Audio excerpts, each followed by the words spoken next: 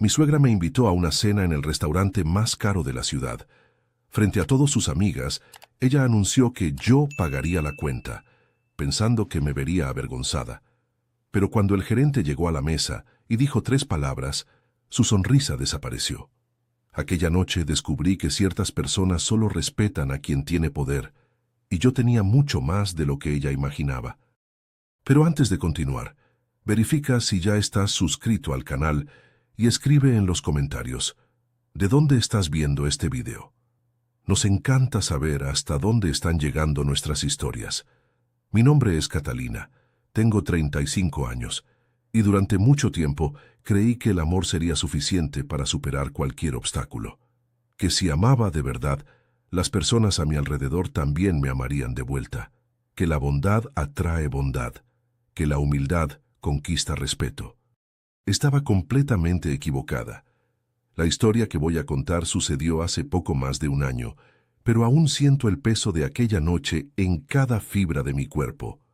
No por tristeza, eso ya pasó, sino por gratitud, porque aquella cena cambió mi vida de una forma que jamás podría haber predicho. Todo comenzó cuando conocí a Javier. Era guapo, educado, tenía una sonrisa que derretía cualquier defensa que intentara construir. Nos conocimos en una conferencia de negocios. Yo estaba allí representando el grupo empresarial de mi familia, y él trabajaba como director comercial de una empresa de tecnología. Parecíamos la pareja perfecta. Lo que Javier no sabía, y me aseguré de que así fuera, era la real extensión del patrimonio de mi familia. Miren bien, mi papá, don Antonio, construyó un imperio a lo largo de 40 años. Comenzó con un pequeño restaurante en el interior de Guanajuato, y cuando murió hace 5 años, dejó una red de 17 establecimientos esparcidos por todo el país, además de inmuebles comerciales e inversiones diversas. Yo era hija única, todo quedó para mí. Pero nunca quise alardear, nunca quise que la gente se acercara a mí por el dinero. Entonces vivía de manera simple. Habitaba en un apartamento modesto, usaba ropa común, conducía un auto popular. Trabajaba en la administración del grupo empresarial, pero siempre entre bastidores, lejos de los reflectores. Cuando comencé a salir con Javier, él asumió que yo era solo una empleada común, y lo dejé pensar así. Quería ser amada por quien era, no por lo que tenía. El problema es que la mamá de él, doña Mercedes, era exactamente el tipo de persona que intentaba evitar. Era viuda de un empresario que quebró poco antes de morir, y desde entonces vivía a costa de su hijo. Pero mantenía la pose de mujer rica, frecuentando los mejores lugares, usando ropa de marca y mirando a todos de arriba hacia abajo. Desde el primer día que me conoció, dejó claro que yo no era lo suficientemente buena para su hijo. Para ella, yo era una empleadilla sin futuro, sin clase, sin nada que ofrecer, y se aseguraba de recordármelo siempre que podía. Comentarios sobre mi ropa, sobre mi cabello, sobre el barrio donde vivía, sobre mi falta de refinamiento. Era maestra en disfrazar insultos de consejos, en transformar humillaciones en preocupaciones de madre. ¿Y Javier? Nunca me defendía. Decía que su mamá era así, que no debería tomarla en serio, que con el tiempo se acostumbraría a mí. Yo aguantaba en silencio, por amor, por esperanza, por miedo a perder al hombre que creía amar. Hasta aquella cena. Fue un viernes de noviembre.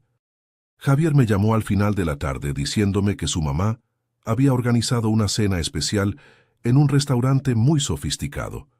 Sería una celebración por el aniversario de bodas de una amiga suya, y ella insistía en que yo estuviera presente. Me pareció extraño. Doña Mercedes nunca insistía en mi presencia en nada, pero Javier insistió tanto que terminé aceptando. Pasé la tarde arreglándome. Elegí un vestido negro simple, discreto, que había comprado en una tienda departamental. Nada de joyas llamativas o maquillaje exagerado. Quería parecer presentable, pero sin intentar competir con aquellas mujeres que seguramente estarían cubiertas de oro. Cuando Javier pasó a recogerme, me miró con una expresión extraña. No sé si era lástima o vergüenza, quizás ambas. El restaurante estaba en la parte más exclusiva de la ciudad, Era un lugar que yo conocía muy bien, más de lo que cualquier persona en aquella mesa pudiera imaginar. Se llamaba la Maison Dorée y era la joya de la corona de nuestra cadena. El más lujoso, el más exclusivo, el más caro. Mi papá había inaugurado aquel restaurante hace 20 años, como regalo de cumpleaños para mi mamá. Ella siempre soñó con tener un lugar elegante donde pudiera recibir a sus amigas. Papá transformó ese sueño en realidad, y cuando mamá murió, hace 10 años, él mantuvo el restaurante funcionando en su memoria. Yo era la dueña de aquel lugar, pero nadie allí lo sabía. Cuando llegamos, doña Mercedes ya estaba en la mesa principal, rodeada de sus amigas. Eran 5 mujeres de la misma edad, todas vestidas como si estuvieran en un desfile de moda, todas con la misma mirada de superioridad. Me vio y abrió una sonrisa que no llegó a sus ojos.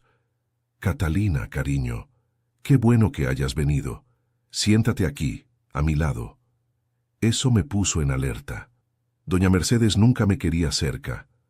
¿Por qué ahora insistía en que me sentara a su lado? Me senté. Javier se sentó al otro lado de la mesa, entre 2 de las amigas de su mamá, que inmediatamente comenzaron a charlar con él. La cena comenzó con champán.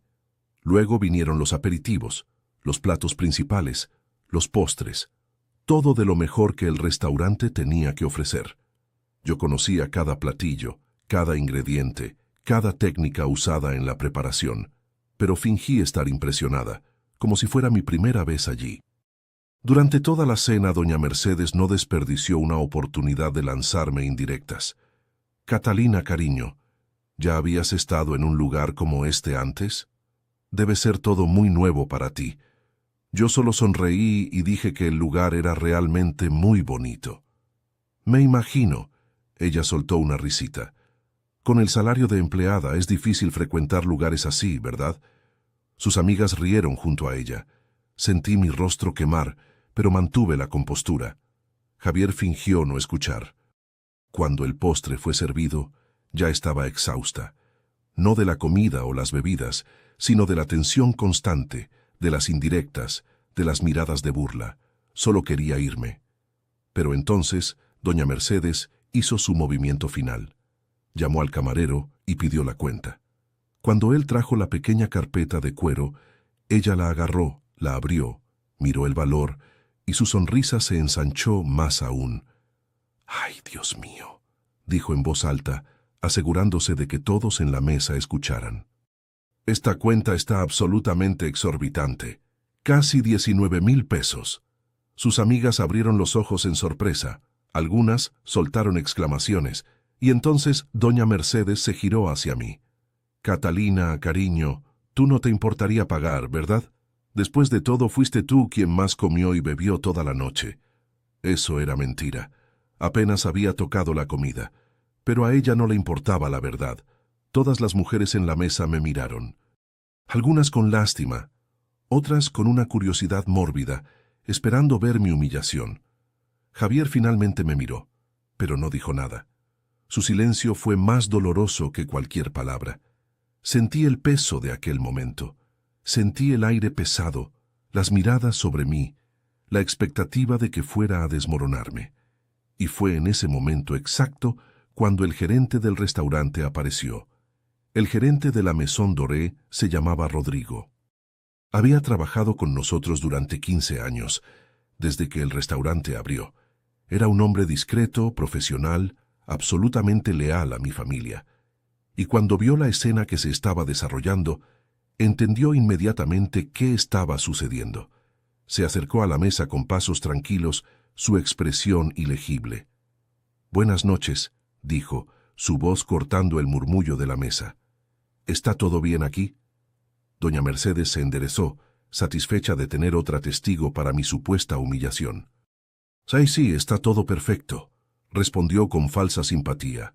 «Estábamos apenas resolviendo quién va a pagar esta cuenta maravillosa. Mi nuera aquí se ofreció gentilmente. Yo no me había ofrecido para nada». Pero no tuve tiempo de protestar. Rodrigo miró la cuenta, luego me miró a mí, e hizo algo que dejó a todos en la mesa en silencio absoluto. Agarró la carpeta de cuero, la cerró y la colocó de vuelta en el bolsillo de su saco. «Con permiso, señora», dijo dirigiéndose a doña Mercedes con una educación gélida, «pero creo que hay un malentendido aquí». Doña Mercedes frunció el ceño. «¿Un malentendido? ¿Cuál malentendido?» Rodrigo se giró hacia mí e inclinó ligeramente la cabeza. «Señorita Catalina», dijo usando el trato formal que siempre usaba conmigo, «¿desearía que providenciara algo más?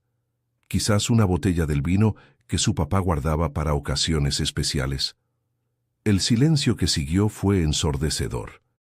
Doña Mercedes parpadeó confusa. «Señorita Catalina», repitió, «¿por qué la está llamando así?» Rodrigo mantuvo su expresión neutral. «Porque la señorita Catalina es la propietaria de este restaurante. De hecho, de toda la cadena La Maison. Ha sido mi patrona durante los últimos 5 años. Si alguien hubiera dejado caer un alfiler en ese momento, el ruido habría resonado por todo el salón». Doña Mercedes se puso blanca, literalmente blanca. El color se fue de su rostro como si alguien hubiera corrido una cortina. «¿Qué?», susurró. «¿Esto es algún tipo de broma?» «No, señora», respondió Rodrigo con tranquilidad. «La familia de la señorita Catalina es propietaria de este establecimiento desde su inauguración. Su papá, el señor Antonio, fundó la cadena hace más de 2 décadas. Tras su fallecimiento, la señorita Catalina asumió el control del grupo empresarial». Hizo una pausa y luego añadió con una sutileza devastadora: «Además, puedo informar que esta mesa específica, donde las señoras están sentadas, fue diseñada personalmente por la mamá de la señorita Catalina. Era su mesa favorita». Sentí mis ojos arder. No de vergüenza, sino de emoción. Rodrigo sabía exactamente lo que estaba haciendo. Me estaba defendiendo de la única forma que podía, con la verdad. Doña Mercedes se giró hacia mí, su boca abriéndose y cerrándose como un pez fuera del agua. «Charles, ¿tú eres dueña de este lugar?», balbuceó. «¿Y nunca dijiste nada?». La miré directamente, por primera vez aquella noche sin desviar la mirada. «Usted nunca preguntó», respondí simplemente. Estaba demasiado ocupada juzgándome. Sus amigas comenzaron a cuchichear entre sí, lanzando miradas nerviosas a doña Mercedes. El clima en la mesa cambió completamente. De repente, yo no era más la empleadilla sin futuro. Yo era la dueña del restaurante más exclusivo de la ciudad. Y ellas estaban sentadas en mi mesa. Doña Mercedes intentó recomponerse. «Bueno, esto cambia las cosas», dijo con una risa forzada. «¿Por qué no nos contaste antes, cariño? Podríamos haber...» «¿Qué?», la interrumpí. «¿Tratarme con respeto?». Ella tragó saliva. «No es eso lo que quise decir, es exactamente eso que quiso decir», dije, mi voz firme, pero sin rabia. «Usted pasó los últimos 8 meses humillándome porque pensaba que no tenía dinero. Me miró de arriba hacia abajo porque mi ropa no tenía etiquetas de marca. Me invitó a esta cena específicamente para avergonzarme frente a sus amigas». Hice una pausa, dejando que mis palabras se hundieran. Quería verme llorar, quería que implorara, quería que me avergonzara intentando pagar una cuenta que no podría costear. Doña Mercedes no respondió, pero su silencio era respuesta suficiente. Me levanté de la mesa. «Bien», dije, «la cuenta de esta noche está cancelada. Pueden comer y beber lo que quieran. Es por mi cuenta». Entonces me giré hacia Javier, que continuaba sentado, paralizado, sin decir una sola palabra en mi defensa. «Pero tú», dije dirigiéndome a él, «tú y yo necesitamos hablar». Sin esperar respuesta, caminé hacia la salida. Rodrigo me acompañó discretamente, asegurándose de que ningún funcionario me parara. Cuando llegué al vestíbulo del restaurante, respiré profundamente. Mis manos temblaban, no de miedo, sino de adrenalina. Acababa de hacer algo que nunca pensé ser capaz de hacer: defenderme. Pocos minutos después, Javier apareció. «Catalina, espera», dijo, intentando alcanzarme. «Tenemos que hablar». «De acuerdo», respondí, girándome para encararlo. «¿Por qué nunca me dijiste que tu mamá estaba planeando esto?». Él desvió la mirada. Yo no sabía que ella iba a hacer eso. No me mientas, lo interrumpí. Tú lo sabías. Siempre supiste qué tipo de persona es ella, y nunca hiciste nada para protegerme. Javier se pasó la mano por el cabello frustrado. Es complicado, Catalina. Ella es mi mamá. Y yo soy tu novia, respondí. O al menos lo era. Él abrió los ojos de par en par. ¿Qué quieres decir con lo era? Lo miré con una tristeza que se había estado acumulando durante meses. Javier, yo te amo, o al menos creía que te amaba. Pero el amor no es solo cariño y momentos buenos. El amor es protección, es asociación, es tener a alguien de tu lado cuando el mundo intenta derribarte. Hice una pausa. Y tú nunca estuviste de mi lado ni una sola vez. Eso no es justo, protestó. Yo estaba en una posición difícil. No, lo corté. Estabas en una posición cómoda. Era más fácil quedarte callado que enfrentar a tu mamá. Era más fácil dejarme ser humillada que comprar una pelea. Continué. Y lo peor de todo, nunca te interesó saber quién era yo de verdad. En 8 meses de relación, nunca preguntaste sobre mi familia, sobre mi trabajo, sobre mis sueños.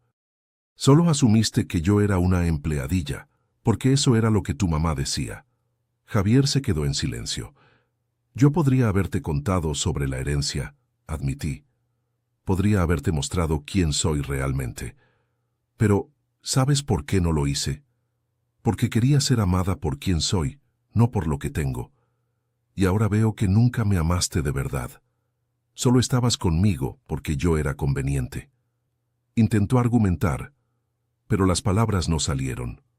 Se acabó, Javier, dije finalmente. Nosotros se acabamos. Y antes de que pudiera responder, entré en mi auto y me fui. Mientras conducía por las calles de la ciudad, lágrimas escurrían por mi rostro. No de tristeza por el fin de la relación, sino de alivio. Era como si un peso enorme hubiera sido quitado de mis hombros. Por primera vez en mucho tiempo me sentía libre. Los días que siguieron a aquella noche fueron extraños. Esperaba sentir arrepentimiento, o al menos dudas. Esperaba despertarme en medio de la noche, cuestionándome si había hecho lo correcto. Pero no. Cada mañana abría los ojos con una certeza cada vez mayor de que había tomado la decisión correcta. Javier intentó llamarme docenas de veces. Mandó mensajes pidiéndome que habláramos, jurando que las cosas serían diferentes. Su mamá, sorprendida, también intentó ponerse en contacto, pero con un tono completamente diferente al habitual. De repente, yo era cariño de verdad. De repente, ella siempre supo que yo era una muchacha especial. Los bloqueé a ambos, no por rabia, sino por autopreservación. Yo sabía que si cedía, si dejaba que esas voces entraran nuevamente en mi vida, terminaría volviendo al mismo ciclo de desrespeto y silencio. Me concentré en el trabajo. El grupo empresarial de mi familia requería atención constante. Eran 17 restaurantes para administrar, además de inmuebles comerciales e inversiones. Tenía un equipo competente que cuidaba de las operaciones diarias, pero las decisiones estratégicas pasaban por mí. Siempre fui buena con números. Me gradué en administración a los 23 años y poco después comencé a trabajar con mi papá aprendiendo los secretos del negocio. Él era un hombre sencillo que comenzó la vida vendiendo tortas en una feria del interior y construyó todo de cero con trabajo duro y honestidad. Cuando enfermó 3 años antes de fallecer, me pasó el control total del grupo empresarial. Dijo que confiaba en mí más que en cualquier otra persona en el mundo, que yo tenía la cabeza de mi mamá, soñadora, y las manos de él, trabajadoras. Honrar ese legado era mi misión de vida. 2 semanas después de la cena, recibí una llamada que lo cambiaría todo nuevamente. Era de mi abogado, licenciado Guillermo, que cuidaba de los asuntos jurídicos de la familia durante décadas. «Catalina», dijo su voz seria, «necesitamos conversar en persona. Es sobre la Maison Doré». Mi corazón se aceleró. «¿Qué pasó?» «Prefiero explicar en persona. ¿Puedes venir a mi oficina mañana a las 10?» Acordé, pero pasé la noche entera sin dormir, imaginando qué podría ser. Al día siguiente llegué a la oficina del licenciado Guillermo puntualmente. Me recibió con un abrazo, cosa rara para un hombre tan formal, y me llevó a su sala. «Siéntate», dijo señalando una butaca. «Lo que tengo para decirte es complicado». Me senté con las manos entrelazadas en mi regazo. «Habla ya, licenciado, el suspenso me está matando». Él suspiró. «Sabes que tu papá tenía un hermano, ¿verdad? El tío Raúl». Yo asentí. El tío Raúl era el hermano menor de mi papá, con quien había peleado hace más de 20 años por causa del dinero. Raúl quería parte del negocio, pero no quería trabajar. Quería ganancias sin esfuerzo. Mi papá se rehusó, y los dos nunca más se hablaron. «¿Qué tiene que ver el tío Raúl?», pregunté. «Él entró con una demanda en tu contra», dijo el licenciado Guillermo sin rodeos. «Está reclamando el 50% de todo el grupo empresarial, incluyendo la Maison Doré». El aire salió de mis pulmones como si alguien me hubiera dado un puñetazo en el estómago. «¿Qué? ¿Cómo es posible?». El licenciado Guillermo abrió una carpeta y me mostró los documentos. Él alega que tu papá nunca dividió correctamente la herencia de tu abuelo. Dice que tiene derecho a la mitad de todo lo que tu papá construyó, porque parte del capital inicial vino de una supuesta herencia conjunta. «Eso es mentira», exclamé. «Mi papá empezó sin nada».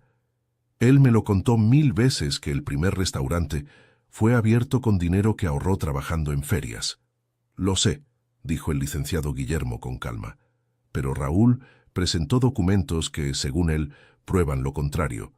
Será una batalla judicial larga y desgastante».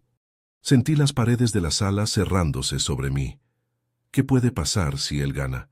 En el peor escenario, pierdes la mitad del patrimonio. Podrías tener que vender algunos restaurantes, incluyendo la Maison, el restaurante de mi mamá, el lugar donde sentía su presencia más fuerte.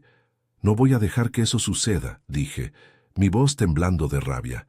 Ese hombre no movió un dedo para ayudar a mi papá cuando estaba vivo. No apareció en el funeral.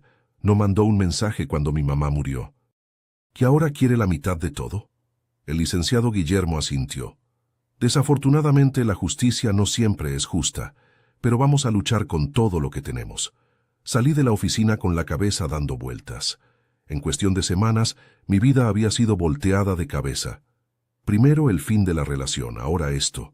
Era como si el universo estuviera probando todos mis límites, pero no iba a rendirme. No después de todo lo que mi papá había construido. No después de todo lo que había superado. Volví a casa y pasé la noche entera revisando documentos antiguos. Cartas de mi papá, recibos, contratos amarillentos por el tiempo. En algún lugar de aquella papelería tenía que haber pruebas de que Raúl estaba mintiendo. Y yo iba a encontrarlas. Los días siguientes fueron consumidos por la investigación. Contrató un detective privado para escarbar en el pasado de Raúl. Descubrí cosas que me dejaron enojada. Raúl se había casado 3 veces. Todas las esposas lo dejaron llevándose parte de su patrimonio. Había quebrado 2 negocios por mala administración. Estaba endeudado hasta el cuello y vivía de préstamos que nunca pagaba. La demanda en mi contra era su último intento de conseguir dinero fácil. Pero el descubrimiento más importante vino de un lugar inesperado. Una noche, mientras vaciaba el ático de la casa de mis papás, que había mantenido intacto desde su muerte, encontré una caja que nunca había visto antes. Estaba escondida detrás de muebles viejos, cubierta de polvo. Dentro había docenas de cartas, cartas intercambiadas entre mi papá y mi abuelo, décadas atrás. Y en esas cartas, la verdad sobre la pelea entre mi papá y Raúl estaba escrita con todas las letras. Las cartas estaban amarillentas, algunas con los bordes rasgados por el tiempo. La letra de mi abuelo era temblona. Escribió muchas de ellas ya al final de su vida, cuando la enfermedad lo consumía lentamente. Pero las palabras eran claras, dolorosamente claras. Pasé la noche entera leyendo. La historia que mi papá me contó era verdad. Comenzó de cero, vendiendo tortas en ferias del interior. Pero había una parte que nunca mencionó, quizás por vergüenza, quizás por dolor. Cuando mi abuelo falleció, dejó una pequeña propiedad rural para ser dividida entre sus 2 hijos. No era mucho, una casa simple y algunas hectáreas de tierra. Mi papá quería vender su parte y usar el dinero para abrir el primer restaurante. Raúl aceptó comprar la parte de mi papá, prometiendo pagar en parcialidades. Pero Raúl nunca pagó. Mes tras mes, él daba excusas. El dinero no llegó. El banco atrasó. El cheque rebotó. Mi papá esperó pacientemente 2 años, 2 años en que él continuó trabajando en las ferias, juntando centavo por centavo, mientras esperaba el dinero que su hermano debía. Hasta que un día, mi papá descubrió la verdad. Raúl había vendido la propiedad entera a un hacendado local. Se quedó con todo el dinero y nunca pagó un centavo a mi papá. La carta en que mi papá escribió sobre esto a una prima lejana era de partir el corazón. Describía la traición, el dolor de ser engañado por su propia sangre. Decía que a partir de ese momento, Raúl estaba muerto para él, y nunca más volvieron a hablarse. Pero lo más importante estaba en la última carta de la caja, una carta de mi abuelo para mi papá, escrita pocos días antes de morir. En ella, mi abuelo confesaba que siempre supo el carácter de Raúl, que tenía vergüenza del hijo más joven, pero no podía abandonarlo completamente. Sin embargo, quería dejar algo registrado para el futuro. «Mi hijo», decía la carta, «Raúl no tiene derecho a nada que construyas con tus propias manos. Lo que crees será tuyo y de nadie más. Dejo aquí mi bendición y mi palabra final. Cualquier cosa que él reclame en el futuro será mentira. Tú sabes la verdad, y Dios también lo sabe». La carta estaba firmada, fechada y tenía la huella dactilar de mi abuelo, una práctica común en la época para documentos importantes. Yo tenía en mis manos la prueba de que Raúl era un mentiroso. En la mañana siguiente, llamé al licenciado Guillermo y le conté sobre el descubrimiento. Se quedó en silencio por un largo momento. «Catalina», dijo finalmente, «esto puede cambiar todo. Trae estos documentos a la oficina inmediatamente». Pasé el día con él y su equipo, analizando cada carta, cada detalle. El detective que había contratado también trajo nueva información. Los documentos que Raúl había presentado en la demanda tenían inconsistencias graves. Fechas que no coincidían, firmas que parecían falsificadas. «Él fabricó las pruebas», dijo el licenciado Guillermo con indignación. «Eso es un crimen. No solo podemos ganar la demanda, sino demandarlo por fraude». Por primera vez en semanas sentí una pizca de esperanza. «¿Qué hacemos ahora?» «Preparamos nuestra defensa», respondió, «y nos vamos a la guerra». Los meses siguientes fueron los más intensos de mi vida. Audiencias, reuniones con abogados, noches sin dormir preparando documentos. Raúl intentó de todo: intimidación, ofertas de acuerdo, incluso una carta emocionada pidiendo disculpas y proponiendo que dividiéramos amigablemente. Yo rechacé todo. No era más sobre dinero, era sobre justicia, sobre proteger el legado de mi papá, sobre no dejar que un mentiroso y ladrón llevara lo que no era suyo. Durante este periodo, algo inesperado sucedió. Rodrigo, el gerente de la Maison Doré, se convirtió en una presencia constante en mi vida. Acompañaba cada desarrollo del caso, ofrecía apoyo en los momentos difíciles y me recordaba constantemente quién era yo y de dónde venía.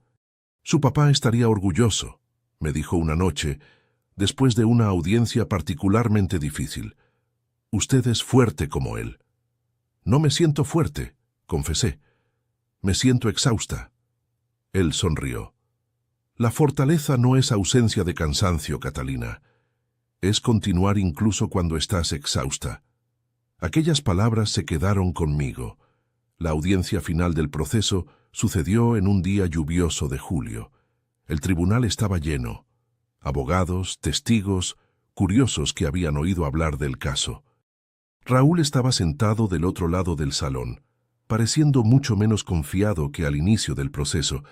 El licenciado Guillermo presentó nuestras pruebas metódicamente: las cartas de mi abuelo, los registros bancarios probando que mi papá nunca recibió dinero de herencia.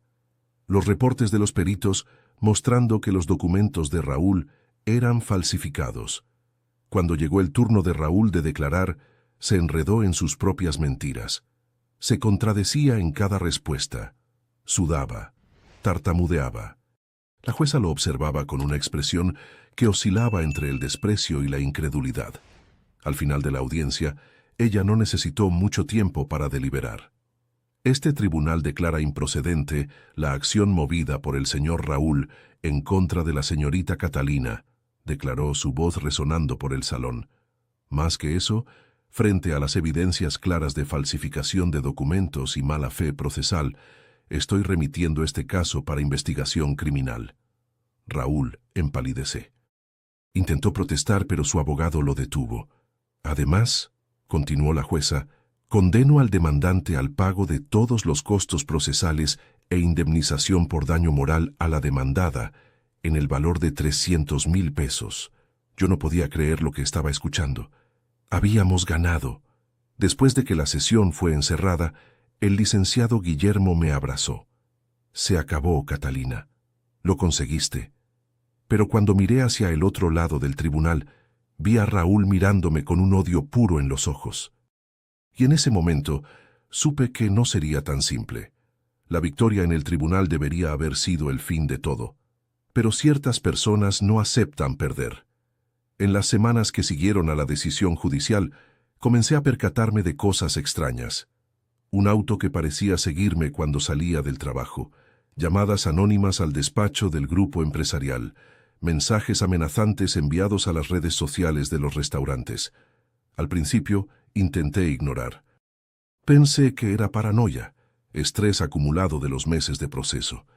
Pero cuando una de las ventanas de mi apartamento apareció rota sin explicación, supe que algo estaba muy mal. Contrató guardaespaldas, instalé cámaras, cambié mi rutina, pero la sensación de estar siendo observada no se iba. Una noche recibí una llamada de un número desconocido. Dudé en contestar, pero algo me dijo que debería hacerlo. ¿Aló? Destruiste mi vida. Era la voz de Raúl arrastrándose, como si estuviera borracho. ¿Tú y tu papá maldito creen que son mejores que yo? Mi corazón se aceleró, pero mantuve la voz firme. Raúl, tú destruiste tu propia vida. No me culpes a mí. Vas a pagar, siseó. Tú y todo lo que ames. Ya lo verás. La llamada fue desconectada. Inmediatamente llamé a la policía y al licenciado Guillermo. Registramos la amenaza, pedimos medidas protectivas. Pero yo sabía que un pedazo de papel no me protegería de alguien tan desesperado. Los días siguientes fueron tensos. Yo casi no dormía, sobresaltándome con cada ruido. Los empleados de la Maison Doré notaron mi cambio de comportamiento y comenzaron a preocuparse. Rodrigo fue el único que consiguió calmarme. «Usted no puede dejar que el miedo controle su vida», dijo una noche cuando fui al restaurante para verificar cómo estaban las cosas. «Si hace eso, él gana incluso sin hacer nada». «Usted no entiende», respondí. «Él es capaz de cualquier cosa. Vio lo que hizo en el proceso». «Vi», concordó Rodrigo. «También vi a usted enfrentarlo y vencer. La mujer que derrotó a Raúl en aquel tribunal no es la misma que está temblando de miedo ahora. Él tenía razón. En algún momento había dejado que el miedo me consumiera. Aquella noche tomé una decisión. No iba a huir más. No iba a esconderme más. Si Raúl quería guerra, iba a tener». Contrató un equipo de investigación para monitorear los movimientos de Raúl. Descubrí que estaba viviendo en un apartamento que se caía a pedazos en las afueras, rodeado de deudas y perseguido por acreedores. La decisión judicial de pagar 300,000 pesos de indemnización había sido la gota que derramó el vaso. Estaba completamente arruinado, pero también descubrí algo más perturbador. Raúl tenía un hijo, Luis, del que nunca hablaba. Luis tenía 25 años, vivía en otra ciudad y había cortado contacto con su papá hace años. Cuando mi equipo consiguió localizarlo, aceptó hablar conmigo. Nos encontramos en un café neutral, lejos de todo. Luis era un joven de apariencia cansada, con ojeras profundas y un aire de quien carga el peso del mundo en los hombros. Entonces eres la Catalina, dijo cuando me vio. Mi papá habla de ti como si fueras el diablo en persona. ¿Y tú le crees? Luis soltó una risa amarga. Sé quién es mi papá. Sé de qué es capaz. Por eso es que me fui de cerca de él tan pronto como pude. Me contó sobre la infancia difícil, el papá que nunca trabajaba, que vivía de estafas, que trataba a la familia como si fueran empleados. La mamá que aguantó en silencio durante años hasta que finalmente reunió el coraje para pedir el divorcio. Él siempre tuvo envidia de su papá, dijo Luis. Hablaba de eso abiertamente. Decía que su hermano había tenido suerte, que había robado lo que era suyo, pero la verdad es que su papá trabajó y el mío prefirió estafar. Lo miré con compasión. Luis, ¿por qué me estás diciendo todo esto? Él suspiró. Porque mi papá me llamó la semana pasada, borracho como siempre. Dijo que iba a resolver las cosas de una vez por todas, que estaba planeando algo grande. Mi sangre se heló. ¿Qué exactamente? No sé, pero conozco a mi papá. Cuando habla así es peligroso. Pensé que debería saber. Agradecí a Luis y volví a casa con el corazón pesado. Repasé la conversación a la policía y a los guardaespaldas. Todos quedaron en alerta máxima, pero nada podría haberme preparado para lo que sucedió 3 días después. Era un miércoles normal. Yo estaba en el despacho del grupo empresarial, revisando reportes financieros, cuando mi teléfono sonó. Era Rodrigo. Catalina. Su voz estaba extraña, tensa. Necesitas venir al restaurante. Ahora. ¿Qué pasó? Él dudó. Solo ven, por favor. Conduje hacia la Maison Doré lo más rápido que pude, ignorando semáforos en rojo y pitos. Cuando llegué, vi carros de policía estacionados al frente. Bomberos, una ambulancia. Mi corazón se detuvo. Corrí adentro y encontré a Rodrigo en la entrada, pálido como la cera. ¿Qué pasó?, grité. Cuéntame. Él señaló hacia la cocina. Incendio, dijo. Alguien lanzó algo inflamable por la ventana de los fondos. Conseguimos controlar antes de que se esparciera, pero... ¿Pero qué? Rodrigo tragó saliva. Encontramos a Raúl en los fondos. Estaba intentando huir cuando uno de los cocineros lo vio. Hubo una pelea. Raúl se cayó y se golpeó la cabeza. Él está... vivo, pero inconsciente. La ambulancia lo está llevando ahora. Me derrumbé en una silla, las piernas incapaces de sostenerme. Raúl había intentado quemar el restaurante de mi mamá, el lugar más precioso que tenía, y casi lo consigue. Los días que siguieron fueron un torbellino de emociones y procedimientos burocráticos. Raúl sobrevivió, pero quedó en coma durante una semana. Cuando despertó, fue inmediatamente arrestado y transferido a la ala médica de la prisión. Además de las acusaciones anteriores de falsificación de documentos, ahora enfrentaba tentativa de incendio criminal y daño al patrimonio. El abogado de Raúl intentó alegar insanidad temporal, desesperación financiera, cualquier cosa que pudiera reducir la pena. Pero las evidencias eran abrumadoras. Raúl había planeado todo. Compró el material inflamable días antes, estudió la rutina del restaurante, esperó el momento en que habría menos empleados. Si no fuera por la acción rápida de Rodrigo y del equipo de cocina, la Maison Doré habría quedado convertida en cenizas. La restauración del restaurante tomó 3 meses, 3 meses en que supervisé cada detalle, cada pared reconstruida, cada equipamiento reemplazado. Quería que quedara exactamente como antes. No, mejor que antes. Y quedó. La reapertura de la Maison Doré fue un evento que emocionó a toda la ciudad. La historia había filtrado a la prensa. La saga de la joven heredera que enfrentó a un tío corrupto, sobrevivió a amenazas y aún así consiguió preservar el legado de su familia. Periodistas querían entrevistas, revistas querían portadas. Rechacé casi todas. No quería fama, quería apenas paz. Pero hubo una entrevista que acepté, para un pequeño periódico local de una pequeña ciudad en el interior de Guanajuato, la ciudad donde mi papá había nacido. Parecía apropiado que aquella historia terminara donde todo comenzó. La reportera, Era una señora de cabellos blancos que conocía a mi familia desde décadas atrás. Su papá estaría muy orgulloso, dijo, los ojos con lágrimas. Usted honró su memoria. Solo hice lo que él me enseñó, respondí. Trabajar duro, ser honesta. Y nunca rendirse. Aquella noche, después de que todos los invitados se fueron, quedé sola en el restaurante. Me senté en la mesa que mi mamá había diseñado, la misma mesa donde doña Mercedes intentó humillarme meses atrás. ¿Cómo la vida había cambiado desde entonces? Pensé en Javier. Supe por conocidos en común que había terminado con otra novia pocos meses después de mí, y otra después de esa. Doña Mercedes continuaba dictando la vida de él, y él continuaba obedeciendo. Sentí lástima. No rabia, no rencor. Apenas lástima de alguien que nunca tendría el coraje de vivir su propia vida. Pensé en Raúl, ahora cumpliendo pena en la prisión, destruido por su propia avaricia y resentimiento.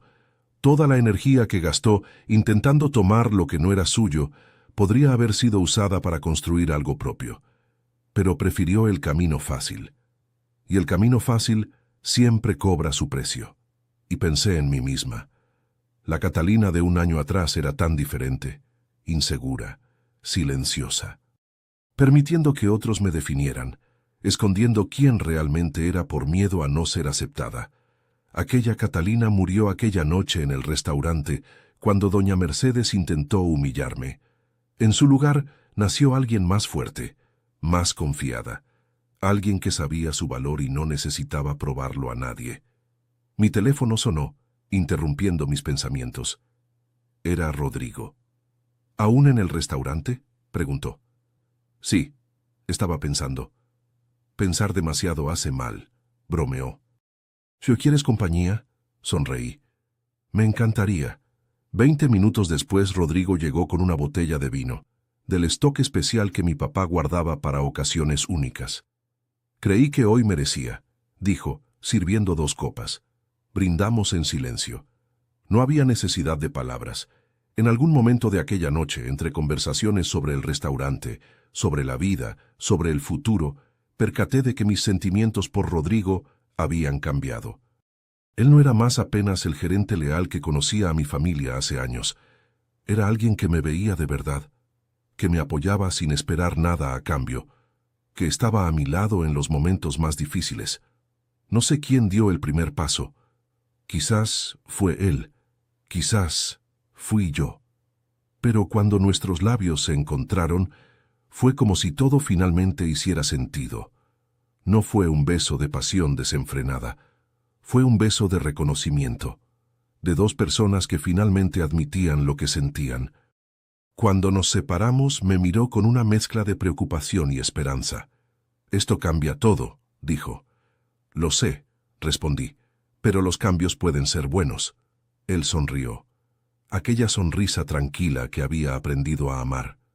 ¿Qué diría su papá sobre esto? Pensé por un momento. Creo que diría que era hora. Y así, sentados en la mesa que mi mamá diseñó, en el restaurante que mi papá construyó, comenzamos un nuevo capítulo. Los meses siguientes fueron los más felices de mi vida. Rodrigo y yo mantuvimos nuestra relación discreta al inicio. No porque tuviéramos vergüenza, sino porque queríamos estar seguros de que era real antes de exponerlo al mundo. Y era real, más real que cualquier cosa que yo hubiera vivido. Con Javier siempre sentí que necesitaba esconderme, disminuirme, ser menos de lo que era para caber en sus expectativas y en las de su mamá. Con Rodrigo era lo opuesto. Él me animaba a ser más, a soñar más, a expandir los negocios, a asumir nuevos proyectos, a confiar en mi propia capacidad. «Usted es brillante», me dijo una noche, después de que cerré un acuerdo importante para abrir 2 nuevos restaurantes. «¿Por qué demoró tanto en darse cuenta?» «Porque nadie nunca me lo dijo», respondí. «O mejor, lo dijeron, pero yo no creía». «¿Y ahora?» Sonreí. «Ahora estoy comenzando a creer». El grupo empresarial creció exponencialmente aquel año. Los 17 restaurantes se convirtieron en 23.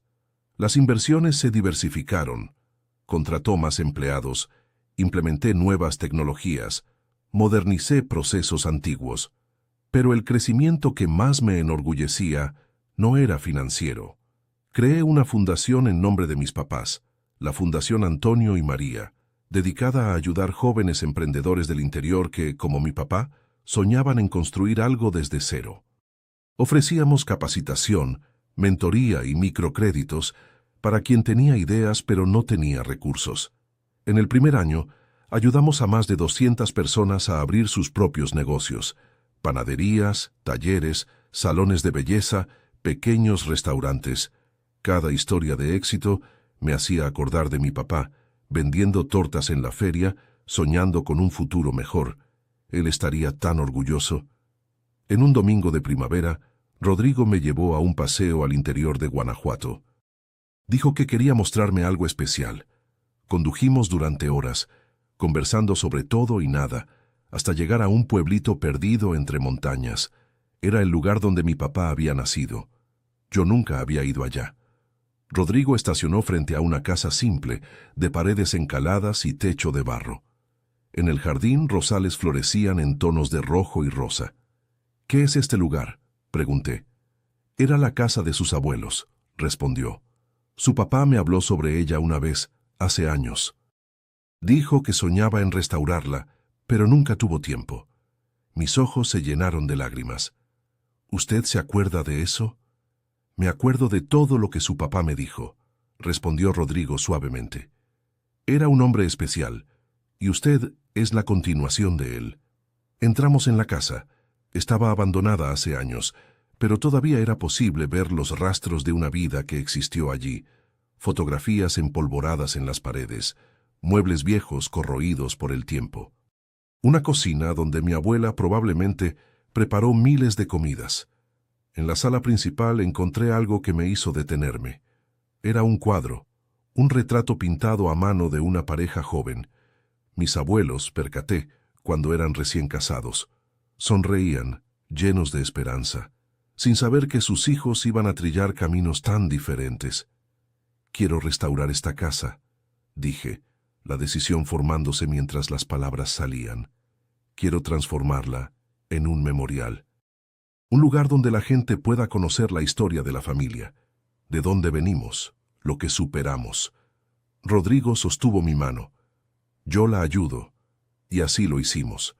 La restauración tomó 6 meses. Contrató artesanos locales, usé técnicas tradicionales, preservé cada detalle original que pude. Cuando quedó lista, la Casa Memorial Antonio y María se convirtió en un punto de visitación para emprendedores de la Fundación, estudiantes de administración, y cualquier persona interesada en conocer una historia de superación. En la inauguración, más de 300 personas comparecieron. Políticos locales, periodistas, beneficiarios de la fundación, empleados de los restaurantes. Pero las presencias más importantes eran invisibles, mi papá y mi mamá, que sentía a mi lado en cada momento. Hice un discurso corto aquel día. Mi papá comenzó con nada, dije, mi voz resonando por el jardín florido. Tenía apenas 2 bienes, sus manos para trabajar y su corazón para soñar. Con eso, construyó un imperio, no un imperio de arrogancia u ostentación, sino un imperio de dignidad, de honestidad, de amor por lo que hacía. Hice una pausa, mirando la casa restaurada. Esta casa representa todo eso. Representa de dónde venimos y hacia dónde podemos ir cuando no nos rendimos. Representa que no importa dónde naces o cuánto dinero tengas, lo que importa es lo que haces con las oportunidades que la vida te ofrece. Aplausos resonaron. Vi lágrimas en muchos rostros. Rodrigo estaba en la primera fila, sonriendo hacia mí con aquel orgullo silencioso que siempre me hacía sentir invencible. Aquella noche, después de que todos se fueron, quedamos solos en el jardín de la Casa Memorial. Las estrellas brillaban como nunca había visto en la ciudad grande. El silencio era completo, quebrado apenas por el sonido de los grillos. «Catalina», dijo Rodrigo, su voz de repente seria. «¿Sí?». Él se arrodilló. Mi corazón se detuvo. «Yo quería hacer esto aquí», dijo, sacando una pequeña caja del bolsillo. En el lugar donde todo comenzó, en el lugar que representa su familia. Abrió la caja. Un anillo simple, elegante, brillaba bajo la luz de las estrellas. ¿Me daría el honor de casarse conmigo? No necesité pensar. Sí, respondí, las lágrimas ya escurriendo por mi rostro. 1000 veces sí. La boda sucedió 6 meses después, en el jardín de la Maison Dorée. Fue una ceremonia íntima, apenas amigos cercanos, empleados que eran como familia, y beneficiarios de la fundación que habíamos ayudado a lo largo del año. No queríamos pompa u ostentación, queríamos autenticidad. Usé un vestido simple, color champán, que mi mamá había diseñado años atrás para una ocasión que ella nunca vivió. Encontré el bosquejo entre sus pertenencias y mandé confeccionar. Era como si ella estuviera presente, vistiéndome para el día más importante de mi vida. Rodrigo lloró cuando me vio caminando por el corredor improvisado entre las mesas del restaurante. Lloré también. Creo que no hubo un solo ojo seco en aquel jardín. Cuando dijimos sí, cuando los votos fueron sellados, miré alrededor y percaté cuánto mi vida había cambiado. 3 años antes, yo era una mujer que se escondía, que tenía vergüenza de quién era, que dejaba que otros dijeran cuánto valía. Ahora yo era dueña de un imperio construido con amor, esposa de un hombre que me veía de verdad, fundadora de una institución que cambiaba vidas, y principalmente era alguien que finalmente conocía su propio valor. En la fiesta, mientras los invitados danzaban y reían, recibí un mensaje en el celular. Era de Luis, el hijo de Raúl. «Felicitaciones por la boda», decía. «Mi papá falleció en la prisión la semana pasada. Enfermedad del hígado. Pensé que usted debería saber. No estoy triste, estoy aliviado. Finalmente puedo seguir adelante. Espero que usted también pueda». Leí el mensaje 2 veces. Esperé sentir algo. Rabia, satisfacción, quizás hasta lástima. Pero no sentí nada. Raúl había dejado de existir para mí mucho antes de morir físicamente. Respondí simplemente: «Gracias por contarme. Deseo paz para ti». Y guardé el celular, volviendo a la fiesta. Algunas semanas después del matrimonio, descubrí que estaba embarazada. La noticia llegó como un regalo. Inesperado, abrumador, perfecto. Rodrigo y yo lloramos juntos durante horas cuando la prueba dio positivo. «Va a ser niña», dije, sin saber por qué. «Estoy segura». Y era. María Antonia nació en un día soleado de diciembre, exactamente un año después de la reapertura de la Maison Dorée. Tenía los ojos del papá y la sonrisa de la abuela que nunca conoció. Cuando la sostuve en mis brazos por la primera vez, sentí una conexión que trascendía cualquier cosa que hubiera experimentado. Allí estaba el futuro. Allí estaba la continuación de todo lo que mis papás habían construido. «Ella va a conocer la historia», susurré para Rodrigo, que estaba a mi lado en la sala de parto. «Va a saber de dónde vino. Va a saber que su bisabuela diseñaba vestidos y su bisabuelo vendía tortas. Va a saber que su familia superó traiciones, amenazas, incendios. Y va a saber que puede superar cualquier cosa también». Rodrigo besó mi frente. «Ella va a ser fuerte como la mamá», dijo. «Tengo certeza de eso. Hoy, mientras cuento esta historia, María Antonia está durmiendo en la sala al lado. Tiene 2 años, cabellos rizados y una personalidad que ya demuestra que no va a aguantar desaires. La Maison Dorée continúa prosperando. La fundación ha ayudado a más de 1000 emprendedores. La casa memorial recibe visitantes toda semana. Y yo, Catalina, finalmente encontré paz. Mirando hacia atrás, veo que cada obstáculo que enfrenté era necesario. Cada humillación, cada traición, cada noche sin dormir. Todo me moldeó para ser quien soy hoy. Aquella noche en el restaurante, cuando doña Mercedes intentó destruirme, fue en realidad el comienzo de mi liberación. Ella quiso mostrarme que yo no tenía valor. En su lugar, me mostró que yo tenía mucho más valor del que ella jamás podría imaginar.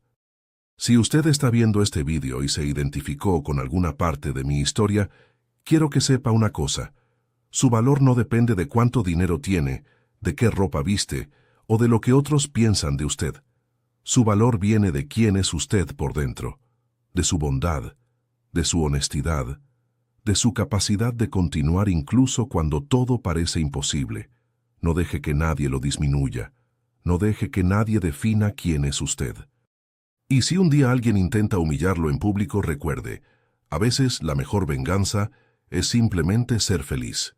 Ahora, si te gustó esta historia, haz clic en suscribirse y cuéntame en los comentarios. ¿Cuál parte te dejó con la boca abierta? Y no olvides convertirte en miembro para tener acceso a vídeos exclusivos que no publico aquí. Te espero allá.